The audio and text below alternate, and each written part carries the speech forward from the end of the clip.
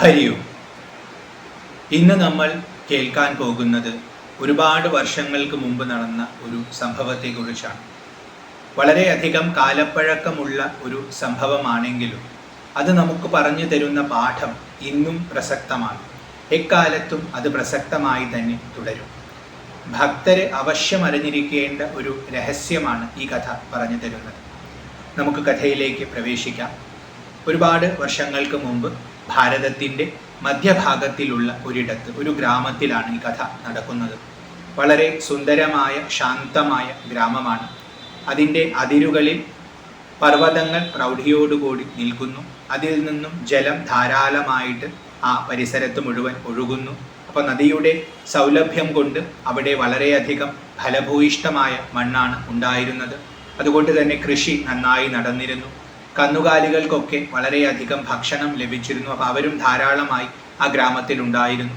അതുകൊണ്ട് വളരെ സമ്പന്നമായ ഗ്രാമമായിരുന്നു. അന്തരീക്ഷമെല്ലാം പരിശുദ്ധമായിരുന്നു. അതുപോലെ തന്നെയായിരുന്നു അവിടുത്തെ ആളുകളുടെ മനസ്സും. വളരെ നിർമ്മലമായ മനസ്സുകളായിരുന്നു. ആ ഗ്രാമത്തിൻ്റെ കേന്ദ്ര ഭാഗത്ത് വളരെ പ്രൗഢിയുള്ള ഒരു ശ്രീകൃഷ്ണ ക്ഷേത്രമുണ്ടായിരുന്നു. ഒരുപാട് വിസ്താരമുള്ള പറമ്പാണ് ആ ക്ഷേത്രത്തിനുണ്ടായിരുന്നത്. അവിടെ ഒരുപാട് ഉദ്യാനങ്ങളെ, ചെറിയ ചെറിയ ഉദ്യാനങ്ങളെ നിർമ്മിച്ചിരുന്നു. അപ്പോൾ പല പ്രകാരത്തിലുള്ള പൂക്കളെയും വൃക്ഷങ്ങളെയും അവിടെ കാണാമായിരുന്നു. അതുപോലെ ആ ക്ഷേത്രത്തിന് ചുറ്റും ചെറിയ ചെറിയ മണികളെ കെട്ടിത്തൂക്കിയിരുന്നു. അപ്പോൾ കാറ്റ് വീശുന്ന സമയത്ത് ഈ മണിയുടെ നാദം അവിടെയെല്ലാം മുഴങ്ങും. പ്രണവാകാരം പോലെ, ഓങ്കാരം ജപിക്കുന്ന പോലെ ആ പരിസരത്തെ മുഴുവൻ അത് പരിശുദ്ധമാക്കും. വൃക്ഷങ്ങളിൽ വന്നിരിക്കുന്ന പക്ഷികളുടെ നാദം, അതുപോലെ പൂക്കളിൽ തേൻ നുകരാൻ വന്നിരിക്കുന്ന വണ്ടിൻ്റെ നാദം, ഇതെല്ലാം ആ അന്തരീക്ഷത്തെ പവിത്രീകരിച്ചു. പൂക്കളുടെ സുഗന്ധം, പഴങ്ങളുടെ സുഗന്ധം, ഇതെല്ലാം ആ അന്തരീക്ഷത്തെ സുഗന്ധപൂരിതമാക്കി. അപ്പോൾ വളരെ മാസ്മരികമായ ഒരു അന്തരീക്ഷമായിരുന്നു ആ ക്ഷേത്രത്തിന് ചുറ്റും. ക്ഷേത്രത്തോട് ചേർന്ന് വളരെ നിർമ്മലമായ ജലമുള്ള ഒരു കുളം തീർത്തിരുന്നു. അതിൽ നിന്നാണ് ഭഗവാൻ അഭിഷേകമൊക്കെ നടത്തിയിരുന്നത്. ക്ഷേത്രത്തിൻ്റെ തൂണുകളിൽ വളരെ ഗംഭീരമായ കൊത്തുപണികൾ നടത്തിയിരുന്നു. അപ്പോൾ ആ ക്ഷേത്രത്തിലേക്ക് പ്രവേശിക്കുന്നവർ ആ തൂണുകളൊക്കെ നോക്കി അത്ഭുതപ്പെടുമായിരുന്നു. അത്രയും ഗംഭീരമായ കൊത്തുപണികളാണ്. അങ്ങനെ നമ്മൾ അകത്തേക്ക് ചെന്നാൽ ആ ഗർഭഗൃഹത്തിൽ ഭഗവാൻ ശ്രീകൃഷ്ണൻ ശോഭിച്ചു നിൽക്കുന്നതായിട്ട് നമുക്ക് കാണാൻ സാധിക്കും. ഓടക്കുഴൽ പിടിച്ചു നിൽക്കുന്ന ത്രിഭംഗാകൃതിയിലുള്ള ഭാവത്തിലാണ് അദ്ദേഹം നിൽക്കുന്നത്. വളരെ കറുകറുത്ത മനോഹരമായ ഒരു ശിലയിലാണ് ഭഗവാന്റെ വിഗ്രഹം തീർത്തിട്ടുള്ളത്. വലിയ ഒരു വിഗ്രഹമാണ്. ഭഗവാന് ഭക്തര് കൊടുത്തിട്ടുള്ള പല ആഭരണങ്ങളും ഭഗവാൻ അണിഞ്ഞിട്ടുണ്ട്. സ്വർണ്ണ കിരീടം തുടങ്ങിയവ അണിഞ്ഞിട്ടുണ്ട്. വളരെ പ്രൗഢിയോടുകൂടി, നല്ല തേജസ്സോടുകൂടി ഭക്തരെ നോക്കി ചിരിച്ചുകൊണ്ട് ഓടക്കുഴൽ വിളിച്ചു നിൽക്കുന്ന ഭഗവാനാണ് അവിടെ ഉണ്ടായിരുന്നത്. ആ ഭഗവാന്റെ ശക്തിയെ അവിടെ വന്ന് ഉപാസിച്ച എല്ലാവരും തിരിച്ചറിഞ്ഞിരുന്നു. അതുകൊണ്ട് തന്നെ എല്ലാവരും നിത്യം വന്ന് ഉപാസിക്കുമായിരുന്നു. ദൂരെ ദൂരേന്ന് വരെ ആൾക്കാർ വന്ന് ഭഗവാനെ പൂജിക്കുമായിരുന്നു. അത്രയും ശ്രേഷ്ഠമായ ഒരു ക്ഷേത്രമായിരുന്നു. ആ ക്ഷേത്രത്തിൻ്റെ മതിൽക്കെട്ടിന് പുറത്ത് കുറച്ചടുത്തായി തന്നെ ഒരു സ്വർണ്ണപ്പണിക്കാരൻ താമസിച്ചിരുന്നു. വളരെ ചെറിയ പ്രായത്തിൽ തന്നെ മഹാദേവന്റെ കഥകൾ കേട്ട് വളർന്ന അദ്ദേഹത്തിന് മഹാദേവനോട് വളരെയധികം ഭക്തിയുണ്ടായി. മഹാദേവൻ മാത്രമാണ് ഈശ്വരൻ, മറ്റൊരാശ്രയം എനിക്കില്ല, മഹാദേവനെ മാത്രമേ ഞാൻ ഭജിക്കൂ എന്നുള്ള ഭാവത്തിലായിരുന്നു അദ്ദേഹത്തിൻ്റെ ഉപാസന. മറ്റു ദേവതകളെ കുറിച്ച് കേൾക്കുകയോ പറയുകയോ അവരുടെ രൂപം കാണുകയോ ചെയ്താൽ അത് മഹാദേവനെ നിന്ദിക്കലാകും എന്ന് അദ്ദേഹം തെറ്റിദ്ധരിച്ചു. അതുകൊണ്ട് തന്നെ മറ്റു ദേവതകളെ കുറിച്ചൊന്നും അദ്ദേഹം ചിന്തിക്കുമായിരുന്നില്ല. ഇത്രയും ശ്രേഷ്ഠമായ ഒരു ക്ഷേത്രം അടുത്തുണ്ടായിരുന്നിട്ട് പോലും ആ ഭാഗത്തേക്ക് അദ്ദേഹം തിരിഞ്ഞു നോക്കിയില്ല. അവിടുത്തെ വിഗ്രഹത്തെ അദ്ദേഹം ഒരു തവണ പോലും കണ്ടിട്ടില്ല. അതിനെക്കുറിച്ച് ആരെങ്കിലും എന്തെങ്കിലും പറഞ്ഞാൽ അവിടെ നിന്നും മാറിക്കളയും. അത് കേൾക്കാൻ അദ്ദേഹത്തിന് താല്പര്യമില്ല. മഹാദേവൻ മാത്രമാണ് എൻ്റെ ഈശ്വരൻ എന്ന ഭാവത്തിലായിരുന്നു. മറ്റ് ദേവതകളോടൊക്കെ ഇങ്ങനെ വൈമുഖ്യം കാട്ടിയിരുന്നെങ്കിലും അദ്ദേഹം വളരെ സാധുവായ മനുഷ്യനായിരുന്നു. കാരണം മഹാദേവന്റെ ഭക്തനാണ്. അപ്പോൾ ധർമ്മം വളരെയധികം ഉള്ളിലുണ്ടായിരുന്നു. അതുകൊണ്ട് തന്നെ മറ്റുള്ളവരെ സഹായിക്കാൻ നല്ല മനസ്സുണ്ടായിരുന്നു. ആ ആൾക്കാർ ഏത് ദേവന്റെ ഉപാസകരാണെങ്കിലും അദ്ദേഹത്തിന് വിഷയമല്ല. ആൾക്കാരെ സഹായിക്കുന്നതിൽ വളരെയധികം സന്തോഷം കണ്ടെത്തിയിരുന്നു. ദാനമൊക്കെ ചെയ്യുമായിരുന്നു. തൻ്റെ പണി വളരെ വൃത്തിയായിട്ട് ചെയ്യും. സ്വർണം നിർമ്മിക്കുകയാണ്, ആഭരണങ്ങൾ നിർമ്മിക്കുകയാണ് ജോലി. അത് വളരെ വൃത്തിയായിട്ട് ചെയ്യും, ശ്രദ്ധയോടുകൂടി ചെയ്യും. അതിലൊരു അല്പം പോലും കലർപ്പ് അദ്ദേഹം വരുത്തുകയില്ല. അങ്ങനെ ഭഗവാനെ ഭജിച്ചുകൊണ്ട് അദ്ദേഹം ജീവിക്കുകയായിരുന്നു. ആ സമയത്ത് ആ ഗ്രാമത്തിലെ ഒരു ധനികൻ, അദ്ദേഹം ഒരുപാട് കാലങ്ങളായിട്ട് കുട്ടികൾക്ക് വേണ്ടി ശ്രമിക്കുകയാണ്. പക്ഷെ കുട്ടികൾ ഉണ്ടാകുന്നില്ല. അപ്പോൾ വളരെ ദുഃഖമുണ്ട്. ധനസ്ഥിതിയൊക്കെ വളരെ ഗംഭീരമായി അദ്ദേഹത്തിനുണ്ട്. ഭഗവാന്റെ അനുഗ്രഹം നല്ലോണമുണ്ട്. നല്ല വലിയ വീട് വെക്കാൻ സാധിച്ചിട്ടുണ്ട്. അദ്ദേഹത്തിന് ഒരുപാട് സ്ഥാപനങ്ങൾ ആ പ്രദേശത്തുണ്ട്. കൃഷി നല്ലോണമുണ്ട്. അപ്പം നല്ല സമ്പത്തുമുണ്ട്. എന്നാൽ അദ്ദേഹത്തിന് മക്കളില്ല. അതിൻ്റെ ഒരു ദുഃഖമുണ്ട്. അപ്പം അദ്ദേഹം ഇടയ്ക്കിടയ്ക്ക് ആ ശ്രീകൃഷ്ണ ക്ഷേത്രത്തിൽ വന്ന് തൊഴുമായിരുന്നു. എന്നിരുന്നാലും വൈദ്യന്മാരെയും ഒക്കെ കണ്ടിട്ടാണ് അദ്ദേഹം ചികിത്സയൊക്കെ നടത്തിയിട്ടാണ് കുട്ടികൾ ഉണ്ടാവാൻ വേണ്ടി ശ്രമിച്ചിരുന്നത്. പല പ്രകാരത്തിൽ ശ്രമിച്ചിട്ടും നടക്കാതെ വന്നപ്പോൾ അദ്ദേഹത്തിന് ഭഗവാൻ മാത്രമാണ് ശരണം എന്ന ബോധമുണ്ടായി. അപ്പൊ ഭഗവാനോട് തന്നെ പ്രാർത്ഥിക്കാം. കാരണം ഇത്തരം കാര്യങ്ങൾ ഭഗവാനോട് ചോദിക്കാൻ പാടുമോ എന്നുള്ളൊരു സംശയം അദ്ദേഹത്തിനുണ്ടായിരുന്നു. അപ്പൊ ദിവസവും വരും, ഭഗവാനെ ഭജിക്കും, നമസ്കരിക്കും, പോകും, പക്ഷെ ഒന്നും ചോദിക്കില്ല. എന്നാൽ പല പ്രകാരത്തിൽ ശ്രമിച്ചിട്ടും തൻ്റെ ആഗ്രഹം നടക്കാതെ വന്നപ്പോൾ ഭഗവാനോടൊന്ന് ചോദിക്കാം, ഭഗവാനല്ലേ, ഭഗവാൻ നടത്തി തരും എന്നൊരു വിചാരമുണ്ടായി. ഒരു ദിവസം ഭഗവാന്റെ അടുത്ത് വന്ന് തൊഴുതു. അപ്പോൾ ശ്രീകൃഷ്ണന്റെ രൂപം ഇങ്ങനെ കാണുകയാണ്. മനസ്സിൽ ഒരേ ഒരു വിചാരമാണ്, മകൻ ഉണ്ടാവണം, മകൾ ഉണ്ടാവണം, ഏതെങ്കിലും ഒരു സന്തതിയെ ലഭിക്കണം എന്നുള്ള വിചാരമാണ്. ആ ഭാവത്തിൽ അങ്ങനെ നിന്നുകൊണ്ട് ആ വിഗ്രഹത്തെ ഇങ്ങനെ നോക്കി ധ്യാനിക്കുകയാണ്. അതിനെ ഇങ്ങനെ കുടിച്ച് തൻ്റെ ഉള്ളിലേക്ക് ഇറക്കുന്ന, ആവാഹിക്കുന്ന പോലെയാണ് അദ്ദേഹം നോക്കുന്നത്. അത്രയും ഭാവത്തോടു കൂടിയാണ് നോക്കുന്നത്. അങ്ങനെ നോക്കി പുത്രനോ പുത്രിയോ ലഭിക്കണം എന്നുള്ള ഭാവത്തിൽ നിൽക്കുന്ന അദ്ദേഹത്തിന്റെ മനസ്സിൽ പെട്ടെന്നൊരു വിചാരമുണ്ടായി. അദ്ദേഹം നിരീക്ഷിക്കുമ്പോൾ ഭഗവാന് സ്വർണത്തിന്റെ കിരീടമുണ്ട്, സ്വർണത്തിന്റെ മാലകൾ പലതും അദ്ദേഹം അണിഞ്ഞിട്ടുണ്ട്, വെള്ളിയുടെ പാദസരം കാലിൽ കാണാനുണ്ട്, അദ്ദേഹത്തിന് പല പ്രകാരത്തിലുള്ള ആഭരണങ്ങൾ വിഗ്രഹത്തിലുണ്ട്, അതിൽ സ്വർണം പതിച്ചിട്ടുണ്ട്. അപ്പൊ അങ്ങനെയെല്ലാം സ്വർണമയമായി നിൽക്കുന്ന അദ്ദേഹത്തിന്റെ ആ രൂപത്തെ കണ്ടപ്പോൾ അദ്ദേഹം ശ്രദ്ധിച്ചു, ഭഗവാന്റെ അരയിൽ ഒരു അരഞ്ഞാണം സ്വർണത്തിന്റെ കാണാനില്ല. ബാക്കി എല്ലാവിടെയും ആഭരണങ്ങളുണ്ട്, അവിടെ കാണാനില്ല. അത് കണ്ട സമയത്ത് അദ്ദേഹത്തിന് തോന്നി, അവിടെ ഒരു അരഞ്ഞാണം ഉണ്ടെങ്കിൽ ഭഗവാന് കൂടുതൽ സൗന്ദര്യമായിരുന്നു എന്ന് തോന്നി. ആ തോന്നിയ സമയത്ത് തന്നെ അതൊരു നിമിത്തമാണെന്നും അദ്ദേഹത്തിന് തോന്നി. അപ്പോൾ ഭഗവാൻ തന്നെ അനുഗ്രഹിക്കുകയാണെങ്കിൽ ഒരു സ്വർണത്തിന്റെ അരഞ്ഞാൻ കൊണ്ടുവന്ന് ഭഗവാന് കെട്ടിക്കൊടുക്കാം എന്ന് അദ്ദേഹം തീരുമാനിച്ചു, മനസ്സിൽ വിചാരിച്ചു. അങ്ങനെ തൊഴുത് സാഷ്ടാംഗം പ്രണമിച്ച് അദ്ദേഹം വീട്ടിലേക്ക് ചെന്നു. പതിവ് പോലെ തന്നെ ദിവസവും വന്ന് തൊഴുമായിരുന്നു. കുറച്ചു മാസങ്ങൾക്കകം തന്നെ അദ്ദേഹത്തിന്റെ ധർമ്മപത്നി ഗർഭം ധരിച്ചു. അപ്പൊ ഭഗവാനോട് പ്രാർത്ഥിച്ച ഉടനെ തന്നെ ഭഗവാൻ ഫലം തന്നു എന്ന ബോധമുണ്ടായപ്പോൾ വളരെയധികം കൃതജ്ഞത അദ്ദേഹത്തിന് തോന്നി. അപ്പൊ ഭഗവാന് താൻ കൊടുത്ത വാക്കും ഉടനെ തന്നെ പാലിക്കണം, കാലതാമസം പാടില്ല എന്ന് അദ്ദേഹം ഉറച്ചു. അപ്പൊ ഉടനെ തന്നെ നല്ല ഒരു സ്വർണം കൊണ്ടുണ്ടാക്കിയ അരഞ്ഞാണം തീർത്ത് ഭഗവാന് കൊടുക്കണമെന്ന് നിശ്ചയിച്ചു. അങ്ങനെ അന്വേഷിച്ചപ്പോൾ ആ ക്ഷേത്രത്തിന്റെ തൊട്ടടുത്ത് തന്നെ ഒരു സ്വർണ്ണപ്പണിക്കാരൻ ഉണ്ടെന്ന് മനസ്സിലാക്കി അദ്ദേഹത്തിന്റെ അടുത്തേക്ക് വന്നു. സ്വർണ്ണപ്പണിക്കാരൻ വളരെ ആദരവോടുകൂടി അദ്ദേഹത്തെ പിടിച്ചിരുത്തി കാര്യം അന്വേഷിച്ചു. അദ്ദേഹം പറഞ്ഞു, ഞാനിങ്ങനെ ഭഗവാന് വേണ്ടി ഒരു അരഞ്ഞാണം പണിയാൻ തീരുമാനിച്ചിട്ടുണ്ട്, അപ്പം അതിനുവേണ്ടി അങ്ങൊന്ന് വന്ന് അളവെടുത്തിട്ട് അരഞ്ഞാണം പണിഞ്ഞു തരണമെന്ന് പറഞ്ഞു. അപ്പം അത് കേട്ടപ്പോൾ അദ്ദേഹം പറഞ്ഞു, അങ്ങ് ക്ഷമിക്കണം, അരഞ്ഞാണം നിർമ്മിക്കാനൊക്കെ ഞാൻ സന്നദ്ധനാണ്, പക്ഷെ ആ ക്ഷേത്രത്തിലേക്ക് വന്ന് അളവെടുക്കാൻ എന്നെ കൊണ്ട് പറ്റില്ല. കാരണം ഞാൻ മഹാദേവന്റെ ഉപാസകനാണ്, മറ്റു ദേവതകളുടെ മുഖത്തേക്ക് ഞാൻ നോക്കുകയില്ല, അതെൻ്റെ ഒരു വ്രതമാണ്, എൻ്റെ ഒരു രീതിയാണ് എന്ന് പറഞ്ഞു. അപ്പം അദ്ദേഹത്തിന് വളരെ വിഷമമായി. അങ്ങനെയാണെങ്കിൽ ഞാൻ ക്ഷേത്രത്തിൽ നിന്നും അളവെടുത്തിട്ട് കൊണ്ടുവന്ന് പറഞ്ഞു തരാം, അങ്ങ് നിർമ്മിച്ച് തന്നാൽ മതി എന്നത് ആ ധനികൻ പറഞ്ഞു. സ്വർണ്ണപ്പണിക്കാരൻ അത് സമ്മതിച്ചു. അങ്ങനെ ആ ധനികൻ ക്ഷേത്രത്തിലേക്ക് ചെന്നു. അവിടുത്തെ ശാന്തിക്കാരനോട് കാര്യം പറഞ്ഞു. അദ്ദേഹം അളവെടുത്ത് കൃത്യമായി പറഞ്ഞു കൊടുത്തു, എത്ര അളവിൽ നിർമ്മിക്കണം എന്ന് പറഞ്ഞു. ആ അളവുമായിട്ട് സ്വർണ്ണപ്പണിക്കാരൻ്റെ അടുത്തെത്തി അദ്ദേഹത്തിനോട് പറഞ്ഞു.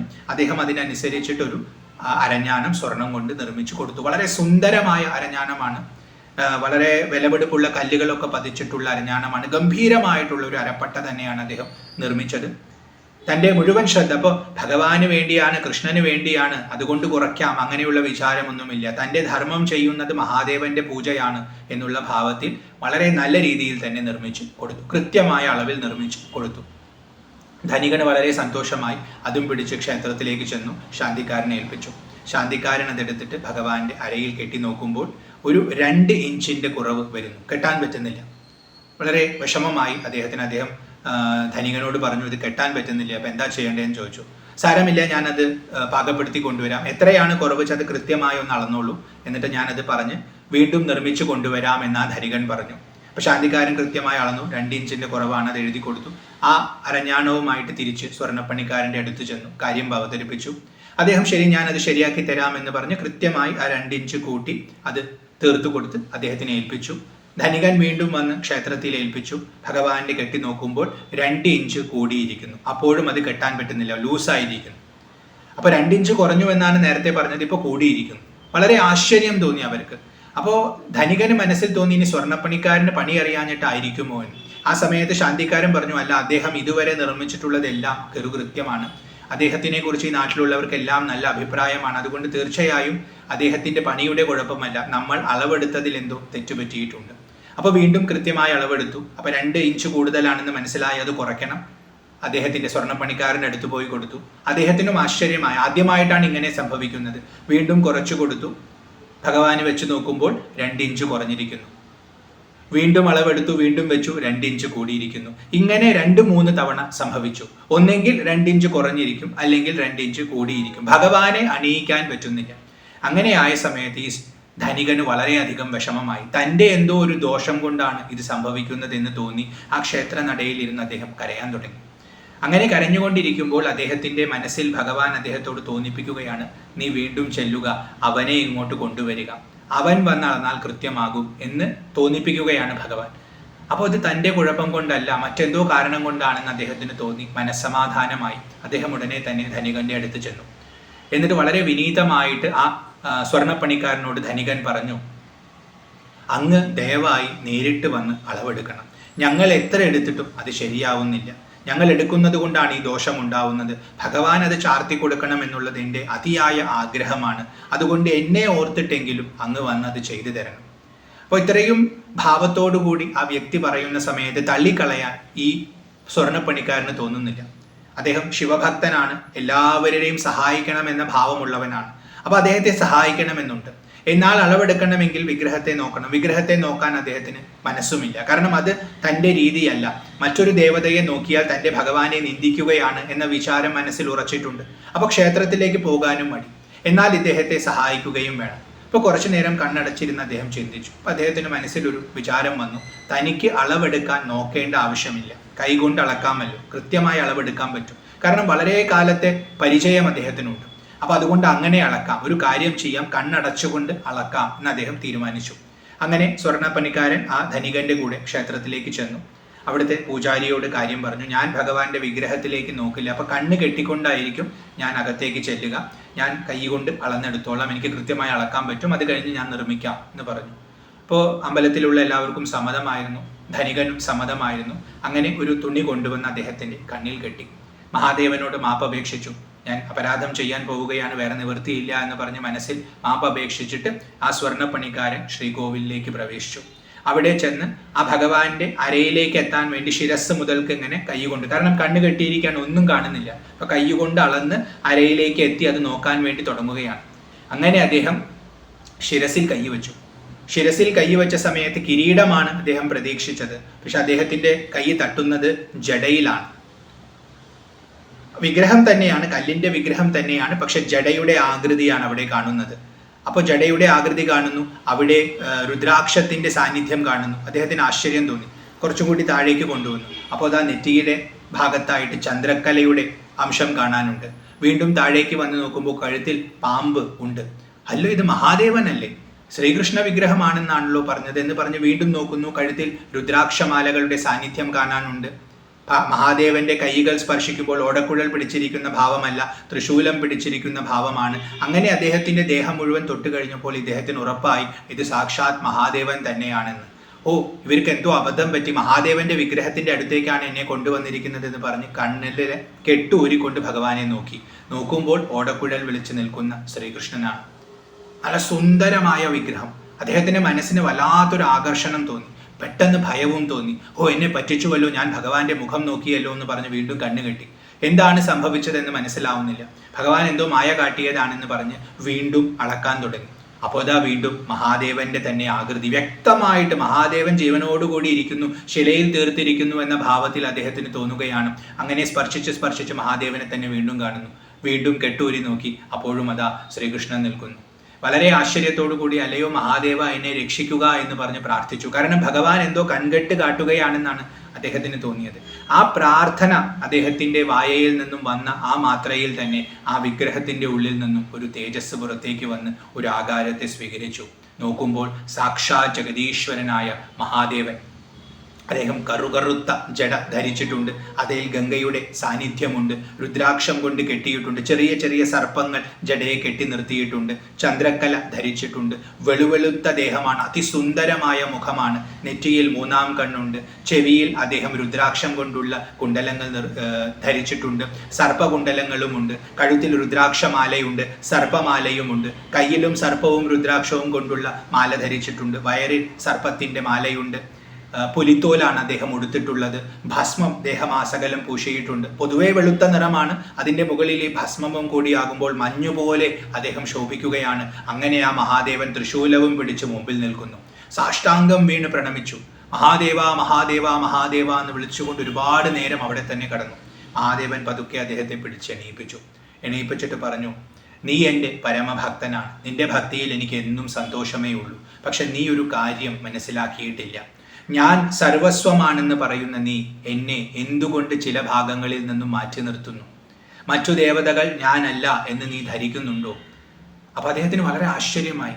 അദ്ദേഹം ക്ഷമയോടുകൂടി വിനീതനായിട്ട് ഇങ്ങനെ കയ്യും കൂപ്പി നിൽക്കുകയാണ്. മഹാദേവൻ പറയുന്നത് ശ്രവിക്കുകയാണ്.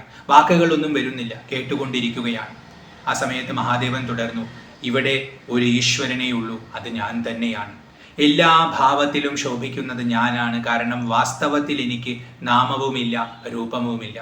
നീ മഹാദേവൻ എന്ന് വിളിച്ച് എന്നെ ആരാധിക്കുന്നു. ഇവർ ശ്രീകൃഷ്ണൻ എന്ന് വിളിച്ച് എന്നെ ആരാധിക്കുന്നു. മറ്റു ചിലർ മഹാദേവി എന്ന് വിളിച്ച് എന്നെ ആരാധിക്കുന്നു. ചിലർ ഗണപതി എന്ന് വിളിക്കുന്നു. ചിലർ ശാസ്താവ് എന്ന് വിളിക്കുന്നു. ചിലർ മുരുകൻ എന്ന് വിളിക്കുന്നു. ചിലർ ആഞ്ജനേയൻ എന്ന് വിളിക്കുന്നു.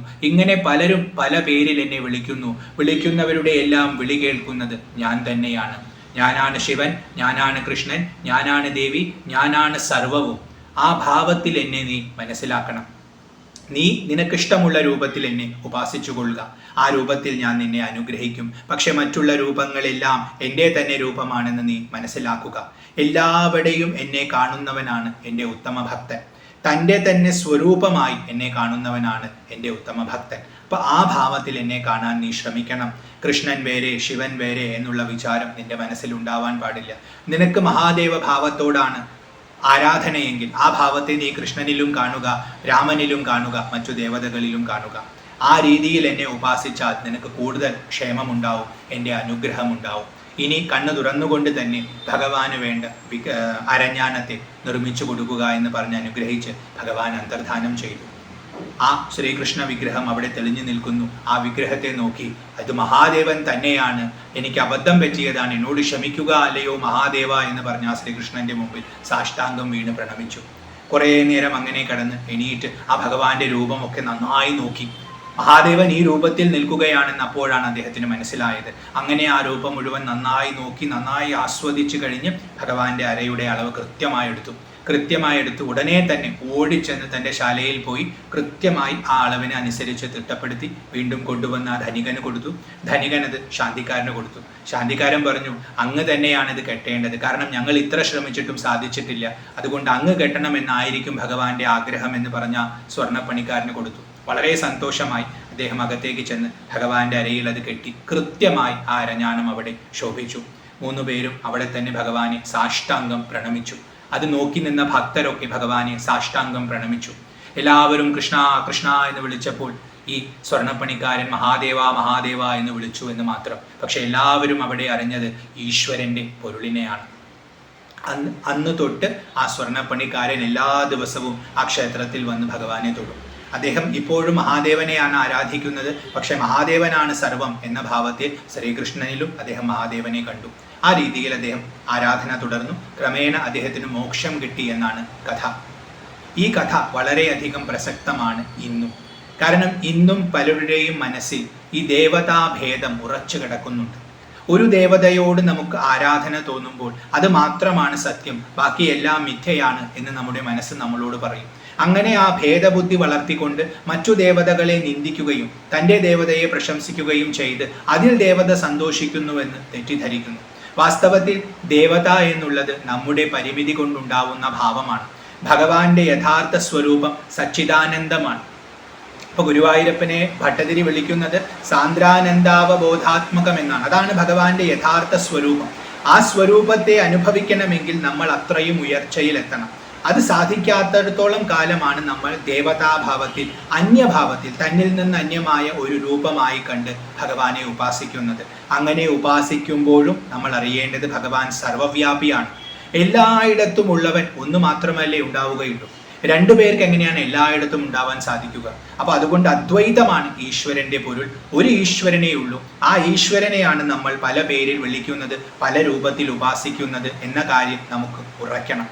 നമുക്ക് ഇഷ്ടമുള്ള രൂപം, ഭാവം സ്വീകരിക്കാം, ആ ഭാവത്തിൽ ഉപാസിക്കാം. അതിനുള്ള സ്വാതന്ത്ര്യം നമുക്കുണ്ട്. കാരണം ഈശ്വരൻ എല്ലാ രൂപവും ഒരുപോലെ സ്വീകരിക്കുന്നു. ഈശ്വരന് ഭേദമില്ല. നമ്മുടെ ഉപാസന ഏത് രീതിയിലുള്ളതാണെങ്കിലും ആ രീതിയിൽ നമ്മെ ഭഗവാൻ സ്വീകരിക്കും. യേ യഥാ മാം പ്രപദ്യന്തെ താംസ്തഥൈവ ഭജാമ്യഹം എന്ന് ഭഗവാൻ കൃഷ്ണൻ ഗീതയിൽ പറയുന്നുണ്ട്. അപ്പോൾ ആ ഒരു ബോധത്തോടു കൂടി വേണം നമ്മൾ ഉപാസന നടത്താൻ. നമ്മുടെ ഇഷ്ടം ഏത് രൂപത്തിലാണോ ആ രൂപത്തെ സ്വീകരിക്കുക.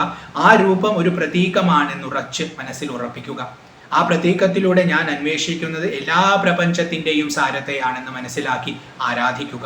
അപ്പോൾ എവിടെ ഏത് ഭാവം കണ്ടാലും ഇത് തൻ്റെ തന്നെ ദേവനാണെന്നുള്ള ബോധത്തോടു കൂടി അതിനെ സമീപിക്കുക. അങ്ങനെയാണെങ്കിൽ ക്രമേണ ആ നാനാത്വത്തിലുള്ള ഏകത്വം നമുക്ക് ദർശിക്കാൻ സാധിക്കും.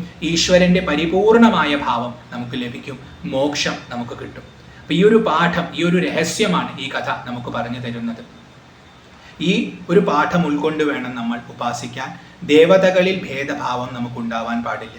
ഇപ്പോൾ ചിലർക്കൊക്കെ ഒരു ക്ഷേത്രത്തിൽ പോയി മറ്റു ക്ഷേത്രത്തിൽ പോയില്ലെങ്കിൽ അവിടുത്തെ ദേവത കോപിക്കുമോ എന്ന ഭയവുമുണ്ട്. അതും ഈ ഭേദം കൊണ്ടാണ് ഉണ്ടാവുന്നത്. ഞാൻ ഇവിടെ തൊഴുതാലും ഞാൻ അവിടെ തൊഴുതാലും തൊഴുന്നത് ഒരേ പൊരുളിനെയാണെന്ന് ഉറപ്പിക്കണം. ആ ഭാവത്തിൽ തൊഴാൻ സാധിക്കണം. സമയം അനുവദിക്കുകയാണെങ്കിൽ പോയി തൊഴണം. അതല്ലെങ്കിൽ ഭയത്തെ ഉള്ളിൽ വരുത്തരുത്. കാരണം പ്രപഞ്ചത്തിൻ്റെ മുഴുവൻ സാരമായിരിക്കുന്ന പൊരുൾ പരഭാവത്തിൽ ശോഭിക്കുന്നുവെന്ന ബോധത്തോടെ ആ പൊരുളായിക്കൊണ്ട് നമ്മൾ ആ ദേവതയെ കണ്ട് ഉപാസിക്കണം. അങ്ങനെ ഉപാസിച്ചാൽ ശ്രേഷ്ഠമായ ഗതി നമുക്ക് ലഭിക്കും, അതുറപ്പാണ്. ഈ ഒരു തത്വമാണ് ഈ കഥ പറഞ്ഞു തരുന്നത്. ഈ ഒരു തത്വം എല്ലാവരും എല്ലാ കാലത്തും ഓർക്കണം എന്ന് പറഞ്ഞുകൊണ്ട് ഈ കഥയുടെ ഈ ആഖ്യാനത്തെ ആ ഭഗവാന്റെ തൃപ്പാദങ്ങളിൽ സമർപ്പിക്കുന്നു. കൃഷ്ണ, ഗുരുവായൂരപ്പ, നാരായണ, ഹരി ഓം.